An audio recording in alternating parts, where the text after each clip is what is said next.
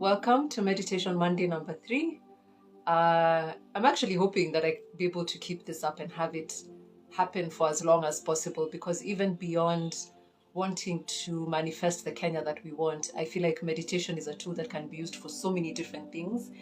And it's something that has a lot of benefits, and we're going to get into that today.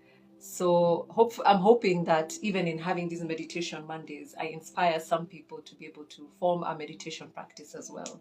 For this particular session that I wanted to do, where I wanted to kind of describe what meditation and manifestation is, first of all, I have notes over here. So if you see me looking to the side, just know that that's what I'm looking at.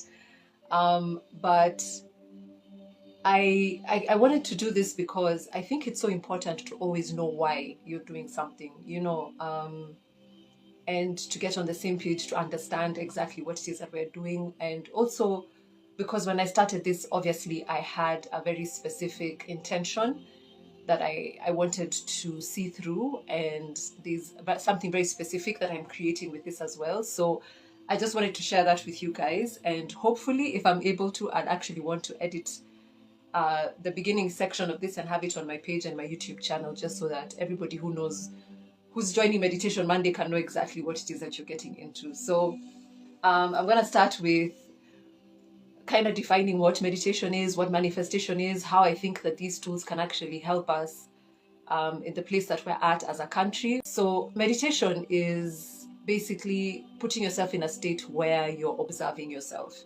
And it's like focusing your mind for a period of time, either on silence or on relaxing sounds. And relaxing sounds can be music, like what I have playing in the background. Some people like to chant when they meditate. Others do guided meditations as well, which is sort of what we do here on Meditation Mondays. I do a guided meditation for people. So meditation there's so many different types of meditation. And you'll find, like in most spiritual practices, there's a version of it, because even in Christianity, when people usually have devotion and they read the Bible, there's a time that they will take to sit back and actually, it's like ruminate on what they've read. And that's a form of meditation as well. So that's what meditation is. And it helps to put us in a state of like mental, physical, and emotional relaxation. And it can also be used as a tool where you can kind of build your spiritual life. You get to feel into yourself, you get to go into your inner world, and you get to either develop more self-awareness to understand yourself better, but also you also get to deal with things, you get to process through things. So meditation can be a really amazing tool that you can use to grow your self-awareness, to deepen your spiritual practice, and also to get inner peace, emotional and mental peace. So that's what meditation is. And as I said at the beginning of this live, I have been meditating for about 15 years. It's crazy to say that. I can't even believe that that's what 15 years is a long time. And when I started this practice, I could barely stand a minute of meditation. I literally would have to, my mind felt like a monkey mind, jumping everywhere with so many thoughts. I had never had the skill or the experience to quiet my mind, to be able to observe my thoughts without getting attached to them. So it felt very strange to sit in meditation, but I was able to do it for about 30 seconds. And from that, I grew my practice. And to this day, I can meditate for like 2 hours without interruption. So again, it's something that you can practice and develop with time. And then when it comes to manifestation is the act of, sorry, just give me a minute. Yeah, so manifestation is the act of making something happen by consciously focusing on it. It's like you create a picture of something that you want to experience, and you focus your energy, you consciously focus your energy on this picture. And because we're creative beings, you get to experience it in the physical realm. So manifestation, teachers who teach manifestation always say that everything that was in this world is something that was thought of before it actually came to be. So this is a skill that any of us have. And even if you think about it at the most basic level, if you, let's say you wake up in the morning and you're rushing to get ready, you're in a bit of a hurried state, and then at some point you stub your toe, maybe electricity goes, you have to have a cold shower. Like, think about that mental state. Usually, if you're in that energy, you will end up having a bad day. And why is that? It is because our minds are so creative that if we focus on something, we focus our attention on something, we can bring it to life. That's actually how we bring things to life, by focusing on them. So manifestation is something that we do every single day. We are constantly creating. And for me, when I read the Bible and it says that we are created in God's image, that's what that means to me. That we have the same creative ability as our creator.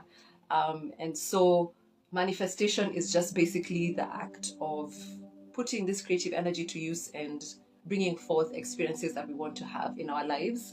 But it's also, we do it all the time, like I said, all the time. And so for me, I have always used, since I started meditating, I have used meditation as a tool for manifestation. So I have used meditation as a tool for manifestation for so many years because, as you can imagine, with meditation being something that allows you to calm your mind and be able to focus your energy, that is a very good prerequisite for being able to do manifestation, because when you're manifesting, you have to put yourself in the state of the thing that you want to create and put yourself like it's a complete thing, like it's already happened. So to do that, it requires a lot of mental and emotional energy, and that's why meditation is so wonderful for this, because it allows you to harness all that energy and be able to put it towards the things that you want to see. So without getting too deep, because I'm a nerd when it comes to things to do with spirituality, to do with manifestation, to do with meditation. I don't want to go too deep into it because I feel like, maybe not everybody has the same interest that I do. But when it comes to manifestation, it's more about choosing, because every possibility exists. Every possibility of everything exists. Every possible version of everything exists, but it exists in kind of a dormant form, if I can say that. So remember when I said that we bring life to things when we focus on them? So manifestation is basically that. If you focus on a particular outcome in a particular way, then you're able to put your attention, and your intention is actually like fuel that allows this thing to be breathed into and it comes to life. So it's more about, like, because every possibility exists, when we do manifestation, what we're doing is actually choosing what outcome we want to see. And that's why it was so important for me to, because I've used this in so many things. Like I said, I've been able to create opportunities for work. I've been able to do to create relationships, friendships, jobs. Like, I've really been able to use this manifestation tool to create outcomes that I want to see in my own life. I'm currently doing that. Mass consciousness is really, really, really powerful. I don't know if you've heard about this, but it's called the Maharishi effect. And this was a study that was done, I think it began in the 60s, and they've done it in like 13 cities worldwide, where they took 1% of the population of a city, and this 1% meditated, and they saw a decrease of up to 16% average in the crime rates of these cities. So you can imagine, like, the impact that putting your minds together as individuals, as a collective, you come together and you put this creative energy together for a certain outcome. That's the impact that it can have. They actually saw a drop in the crime rates of all the cities that they had these meditation groups in, and it's only 1% of the population. I don't know what the population of Nairobi is now, but imagine if like 1% of us just decided to meditate, we would actually be able to see the crime rates drop. And that's why I say mass consciousness is such a powerful thing. And we've even seen it with the movement that started with Reject the Finance Bill. We all came together with like a shared purpose, and from that we've been able to create such an impact that we're even seeing other countries in Africa taking this up and being like, we can stand up for ourselves. This is the power of focusing your mind as a group, but also focusing your mind individually can have an amazing impact on the energy around you. So the thing with manifestation also is that you need to be able to focus on what you want to create, because whatever you focus on will come. especially if you put enough time, enough energy, enough intention to it. And the thing with this kind of energy is that it builds momentum. So if you keep thinking about something, you're putting your energy, you're putting your focus there, you're putting your emotions there, it's going to come to pass. So with a tool like this, it's very important that you take it with consciousness and allow yourself to be focused on what you want to create, not just putting attention to what you don't want to see. And I think for us in Kenya, we are so clear right now about the things that we don't want to experience anymore. This leadership that we've had in place has not really been for the people. And so we're very clear. We're very, very clear on the things that we don't want to experience anymore. But when it comes to manifestation, it's more powerful for you if you're able to focus on what you want to see. So that's why I thought it was important for us to, as we do this Meditation Monday, to be able to think about the Kenya that we want to see, not just to be clear on what we don't want to see, to be able to know exactly what we want to see. And that's why every single session that I begin for Meditation Monday, I always ask each participant to think about a word or a phrase that represents the Kenya that they want to see. So I'm actually going to ask you to do that now, because this is something that we will use as we get into the meditation.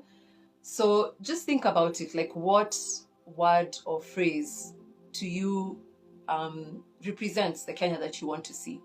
Is it a just country that you want to see? Do you want to see equality? Do you want to see development? Do you want to see, like, what's the word and what's the phrase? Because this is the energy that we're putting forth into the universe. We want to create something new. We want to begin to call forth that Kenya that we want to experience. So please feel free to do that. For me, today's word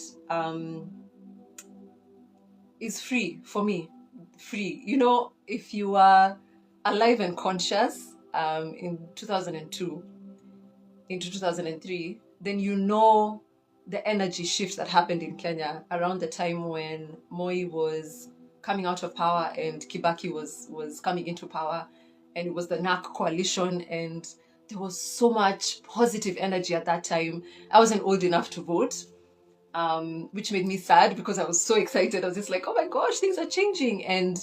But I just remember that the energy at that time was so hopeful. People were feeling so free. It was like the shackles were falling off of our country. That's what it felt like. And there was such unity. And I remember that there was this chant that people would say where it was Yote yawezekana bila Moi, which people have been using for the demonstrations even now. And for me, just the mental picture of that is what I see when I think about the word free. Kenya is free. For me, that's a representation. And before we begin our meditation, I'll ask you, as you think about the word that represents the Kenya that you want to see, what visual can you put to that? What emotions can you put to that? Because again, with manifestation, the more visual it becomes and the more emotion that you can tap into, it makes it that much more powerful. So if you're able to focus your energy in a way that you actually even feel it physically, like viscerally in your body, you're able to feel this vision that you're creating, that makes it even more powerful. Remember, emotions, intention, that's like the fuel of manifestation. Because I think it's so good for us also to be able to be clear on what energy we're putting forth into the universe. What is this that we want to create? What is this Kenya that we want to have? When we have that clarity and we're able to put our mind, our emotions towards that visualization, towards that feeling, then it becomes more powerful and it's able to unfold much easier for us.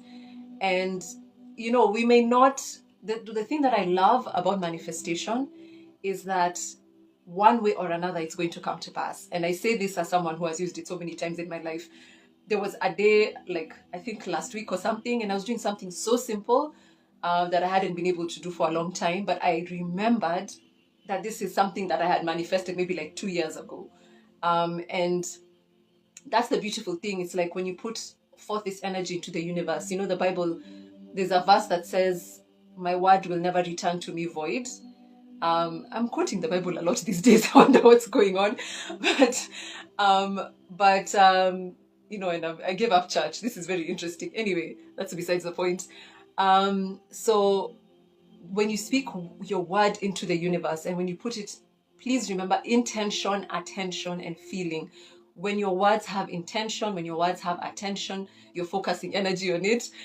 When your words have feeling, then when you put it forth into the universe, it's going to come. It's going to come to pass. That's just how this creative ability that we've been given works. When we get into the section of our meditation where we tune into these words, you're going to remember what it is that you chose as your word of the day. You're going to get into a space. I'm going to guide you through getting to a space of really feeling the energy of this word that you've chosen for the Kenya that you want to experience. So what we're going to do during this meditation is, the first thing that I like to do always is begin with a brief session of, I call it, bringing yourself into the present moment. So first we'll do some deep breathing. I'll guide you through some deep breathing exercises where we will calm our bodies down. It's like get out of the energy of the day, be able to release that energy, to come into the present moment, to relax our bodies. I'll also take you through a body scan where we'll go from head to toe, just gently relaxing each part of our bodies. Why is this important? Because if you're still tense and so energetically tied up in the day, it's going to be a bit difficult for you to be able to focus on the meditation. And meditation is so much better when your body is relaxed. So I'll walk you through the body scan of, getting to a relaxed state. And then for a few minutes, we're just going to have a very silent meditation. I'm going to hardly say anything. Maybe I'll just remind you to come into the present moment. And because I don't know, I'm here, I know that we have some people who do meditation. Maybe there are some who are still new to it. So I'll just give you some tips. Like when it comes to your mind, because this is the thing, it's very hard to switch our minds off. And you shouldn't feel any judgment when meditating and, you start to feel like thoughts are coming up. Maybe you're getting a bit bored. Maybe you start hearing a sound and your mind is distracted. Like, it's okay. All this is definitely okay. The point of it is just to keep bringing yourself back into the present moment. So if you need to, the breath is a very easy tool, which is why for a lot of meditations they say focus on your breathing, because that's something that's very steady. It's going to be there. Like you're never not breathing, if you're alive. So it's something that you can be able to really focus on. So if you find your mind is wandering, you're thinking about, oh, I haven't had dinner, I need to, think about what I'm going to cook. Just gently, very gently bring yourself back into the present moment. You can focus on your breathing. Try and observe your thoughts almost from a distance. Like, I like to give the example of, like, how you can just watch clouds passing over the sky. Kind of like that. Like, you're not getting yourself caught up in them. You're kind of detached. That's a good way to just be able to observe your thoughts as you're meditating. And then after we do the few minutes of our silent meditation, then I'll ask you to remember the word that you chose to represent the Kenya that you want to see. And when you do this, I'm going to ask you to put as much of your senses and as much of your feeling into this. What does that feel like? What does that feel like for you? Like, what does that word, what emotions does that word evoke in you? And then what can you see? What images would you be able to put? Like, for example, if someone chose the word safe or secure for Kenya, a great example would be like walking around town at night and you're completely safe, like you're fine, you don't worry that anything's going to happen to you. So putting a visual image to that word would be very important. I'll walk you through that. And then after that, I'll guide you through some heart-centered meditation, I guess. And then we'll have a brief session of gratitude, because I think it's always wonderful to just wrap up a meditation with a session of gratitude. And then we'll be done with that. I'm just sending you so much love, so much gratitude. Thank you so, so much for making time to be here. Sending you all the good vibes.